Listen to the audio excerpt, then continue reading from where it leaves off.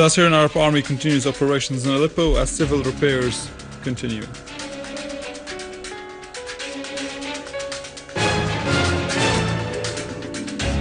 And the Lebanese newspaper says that an area on the Syrian-Lebanese borders has become a headquarters for terrorists.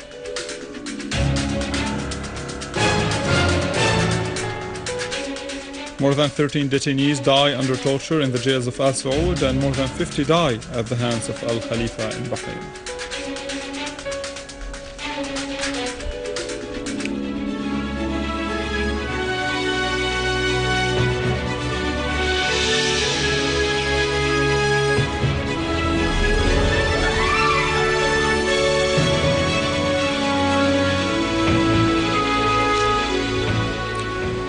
Good afternoon, this is News in English. Units of the Syrian Arab Army are continuing their qualitative operations in Aleppo and its countryside to get rid of the armed terrorist groups there, which have sustained heavy losses. Units of the Syrian Arab Army defeated groups of the terrorists in 2 places in the countryside. They also destroyed a vehicle supplied with a machine gun and killed dozens of terrorists entrenched in the industrial school in al-Tarib. Another unit of our valiant armed forces destroyed a terrorist group in al-Sukkari quarter. Another qualitative operations in the farms and orchards of led to the death of dozens of terrorists.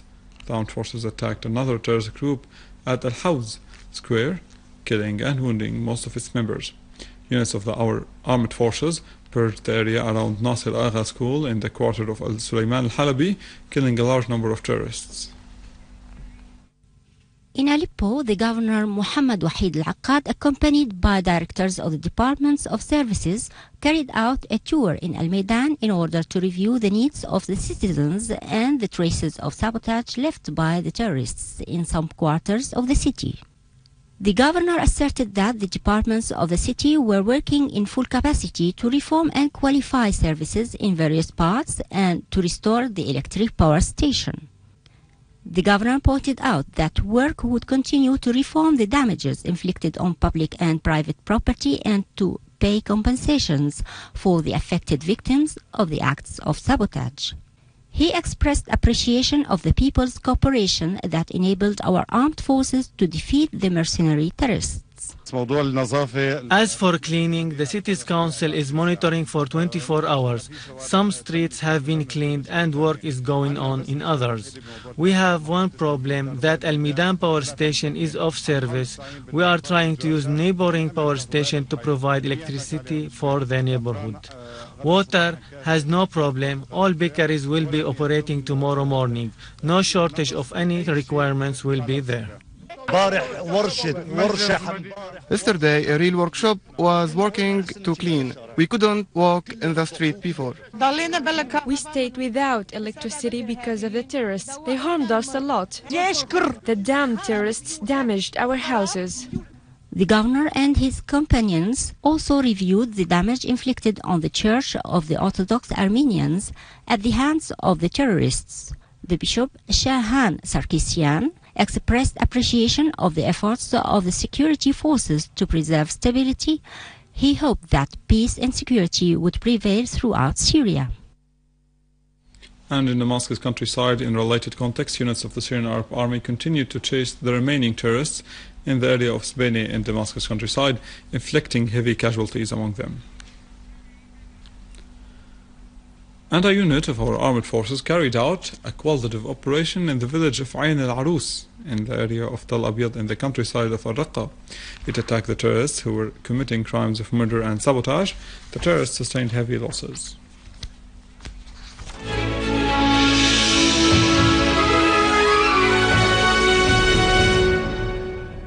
The Lebanese LDR newspaper affirmed that Ersal area on the Syrian-Lebanese borders has become a base for armed terrorist groups which carry out terrorist operations on the Syrian territories. The daily affirmed that members of the militia stationed near the borders amounted to 770 terrorists, stressing that they have bulldozers to dig warehouses for ammunition and bypass roads for smuggling weapons. The daily quoted military experts as saying that the attack, which took place against the Lebanese army position, followed by an attempt made by the militia to smuggle huge quantities of weapons into Syria. The Lebanese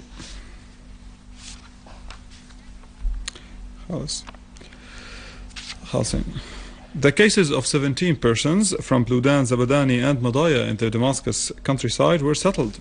They were involved in recent events, but they shed no blood and surrendered their weapons to security forces.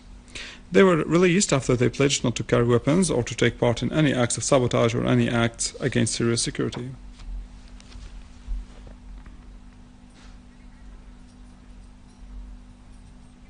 Prime Minister Wael Halaqi stressed that the crisis in Syria is in its final stage, thanks to the Syrian people's unity and the great sacrifices being offered by the Syrian army in confrontation of the terrorism. He referred to the signs of international political shift towards a peaceful solution to the crisis in the country and the calls for dialogue and national reconciliation. During his meeting with chairmen and members of the Executive Bureau of the General Sports Federation, Al-Halaqi said that the Syrian economy is secure, and we have enough food, medicine and oil derivatives available in all Syrian government rates. For their part, the Federation chairman and members underlined that sportsmen will always be their homeland's ambassadors to the whole world. The Minister of Higher Education, Dr. Muhammad Yahya Mualla, asserted that the Higher Institute of Business Management was a pioneering experience contributing to the development of government institutions and supplying them with qualified personnel. During his tour of the examinations of the current academic year, he pointed out that the institute supplies both public and private sectors with distinguished qualifications. The institute also organized a course to qualify students to follow up their higher studies after graduation. The ministry listened to the views and remarks of students concerning the questions of the examination.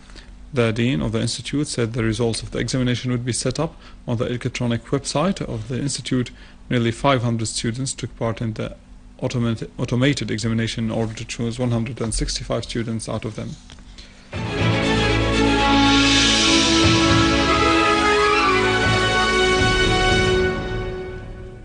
The regimes of al-Saud and al-Khalifa continue their repressive acts of murder.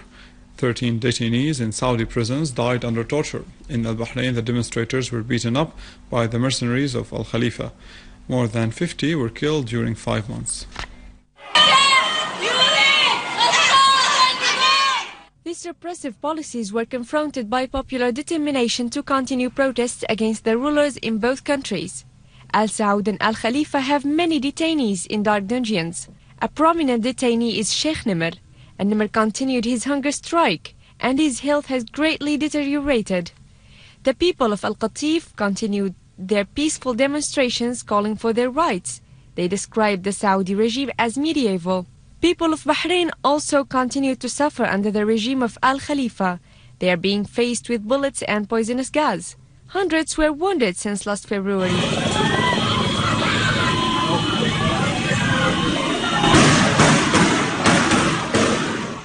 The people in both countries rose against the Wahhabi mentality, which continued its repressive acts and squandered the wealth of both countries in the service of Zionism and imperialism. And with this, we come to the end of our news bulletin for today. For more information, visit our website in English, www.syriaonline.sy. Stay with us. After the break, Vani has the latest in economy.